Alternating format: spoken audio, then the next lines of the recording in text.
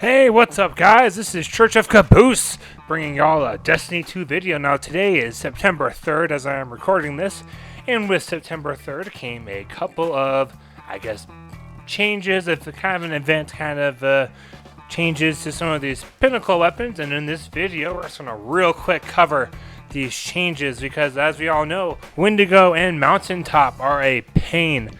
Metric pain and the arse to finish. Oh my gosh, it is ridiculous. But there is this patch update that just went live today. You may have noticed when you logged in after the reset on September 3rd that you had to do an update. And this update reduced the amount of kills and all that fun stuff for the Wendigo and the Mountaintop. So just gonna real quick cover that just so you guys are all aware. Now, if you are also wondering to know about the September 3rd Hive event, the Shadowkeep, like what you should do to get ready for that, feel free to check out my other video, and I will have the link the link to the video for in the description. So here we go. Anyways, Wendigo. So there are new steps for it. The grenade launcher kills are worth 100% more for each objective. So to me, that kind of sounds like everything got doubled, I would imagine. I'm not sure what else 100% more would mean other than the grenade launcher kills are now twice as much progress for each objective. So specifically, the patch says grenade launcher kills are worth 100% more for each objective. Next, death penalty no longer exists for the final objective. So one of the last little tick that you had to do in that quest step was to, get so many points by doing strikes and things like that without dying. And death penalty no longer exists. So hey, you don't lose points for dying. That was a thing before. So if you were to die, you go back a couple of percent. I don't exactly remember specifically how much each of those percentages were, but it was rather annoying.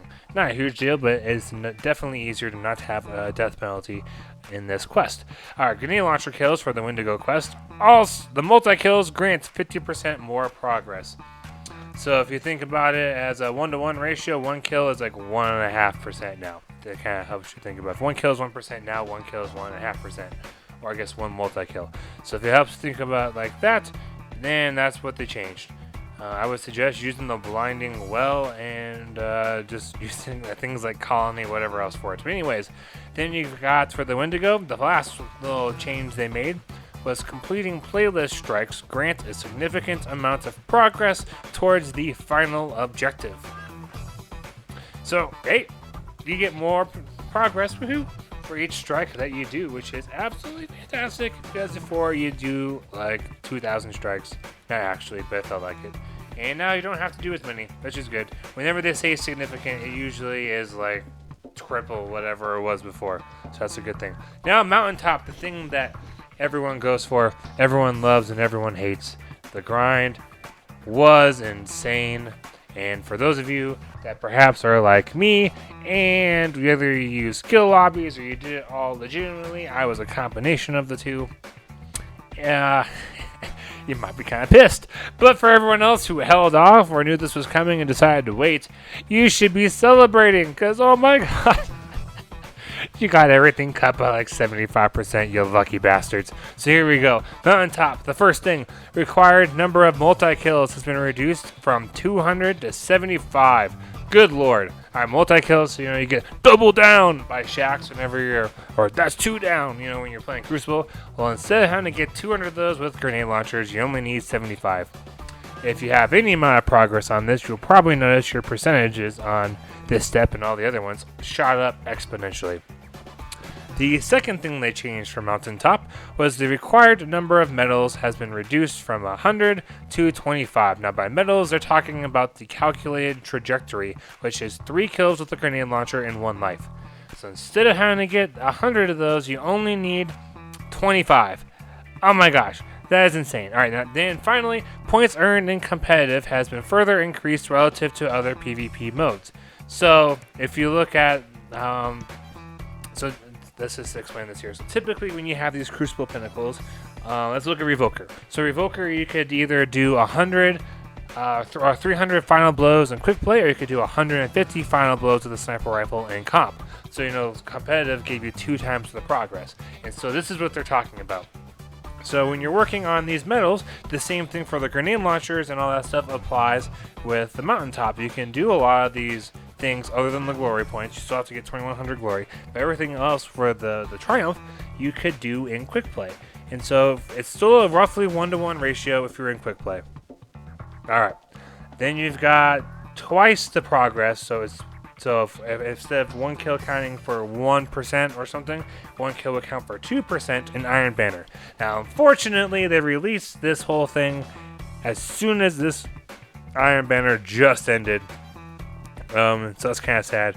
But there is one more Iron Banner before Shadowkeep comes out. So if you really are like, oh, quick play and comp drive me nuts, you could wait for the next Iron Banner and just play the crap out of it.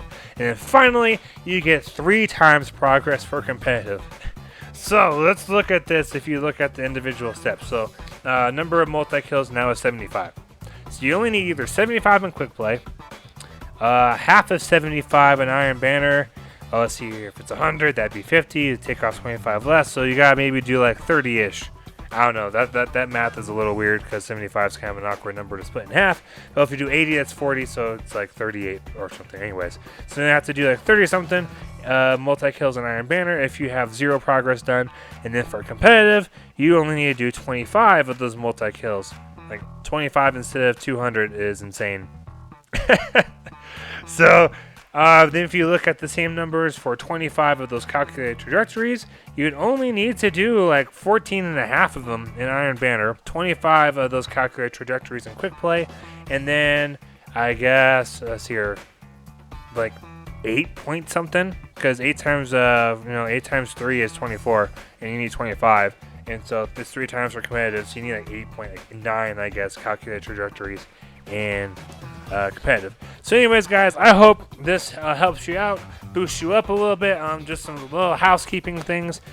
You're able to hold up to 9,999 of various materials and tokens. So that'd be like the gunsmith materials when you dismantle things, Vanguard tokens, all that stuff. You can now hold 9,999 in one slot instead of 900, which I know that sounds like a lot, but if you're like me and you play a lot of Destiny, thank God. I was so tired of having multiple slots taken up by these tokens and just continuously deleting and just like, well, guess I lose another 1,000 tokens because I can only hold 999. I don't want to take another slot up.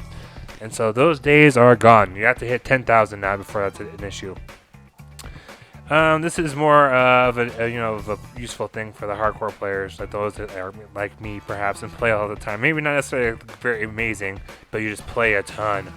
Let's just see here. Anything else? Reckoning has a continuous component, and Bungie is apparently trying to address by making it a little bit more forgiving and rewarding. Enemies now have less health and deal less damage.